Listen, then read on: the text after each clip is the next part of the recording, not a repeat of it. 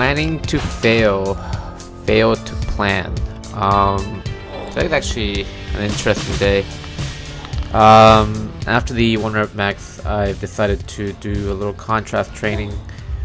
I actually use a switching cycle in Smolov, so it's not really my own programming.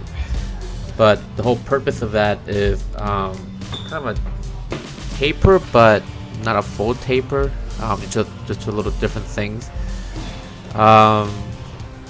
This squat was actually pretty funny. It's 355, I believe, and this is the same. I was stuck in this position forever. But the whole purpose was to fail on a squat that's way above your max. I used 390. Just for CNS training. I think I was supposed to go down a lot slower. Even unracking this, I felt pretty nervous. Maybe we should have a spotter or something, but the whole purpose was to fail on purpose, and I met my objective pretty well. Yeah, I think it was a pretty controlled fall. So I hit it, so go achieve. Went on to some heavy benching. I'm following David's recommended rep scheme, where on the 5-3-1, the very heaviest day, you would do 2 sets of 2 reps of pause reps. I would barely call this a pause. Actually, I'm gonna reduce my max a little bit for the next training cycle. But for the pause reps, I only hit 2 for 225. That was barely a pause. And honestly, after that, I thought, man, I was gonna struggle with these touch and goes. So you supposed to do as many reps as possible touch and goes. And you know what? I got 4 pretty easy ones. 3rd rep, I thought I would have failed on the 4th one. Yeah, so I kind of surprised myself.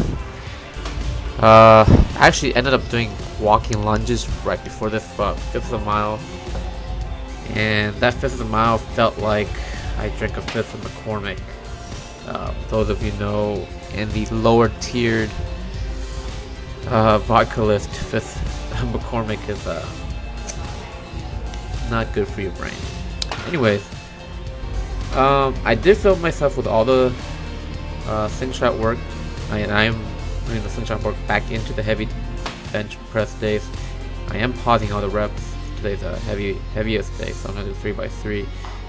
And I was gonna follow David's rep scheme again with a slingshot.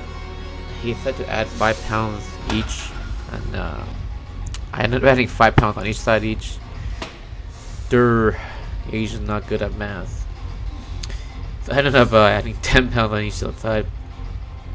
And the first set on the 230 felt awful, but once I get in the groove, 250 felt awesome. And it just popped right up. So I was pretty happy with that. Finish off with some pull-ups and dips, but overall, I had a good session, I guess, since I met my objective of failing. Actually, I was talking to David the whole time I was working now. We were talking about some injuries. He was talking about playing basketball, hurting his shoulder and ankle possibly. Hope, cross my fingers he didn't. But the funny thing is, you know, we might consider ourselves athletes, but some athletes we are, you know. I play kickball and I, you know, take out my shoulders and knees and my back, and he plays some basketball. And he told me right after my 225 for 4, 10 sets of, or sorry, I said 4 sets of 10 reps for 225. I was like, screw you. Nah, I'm just kidding. Good for him. But either way, well, the important thing I was actually going to cover was longevity. So, combining all these different sports is going to be kind of tough. Actually, that Mike guy, he's the one that's kind of next to me. He actually does dragon boats, and I'm just wondering how he freaking he wants to do powerlifting too, and just wondering how he can manage all of that. But either way, I guess you just gotta program your workouts smart. You can never drink too much beer. You can only drink it too fast.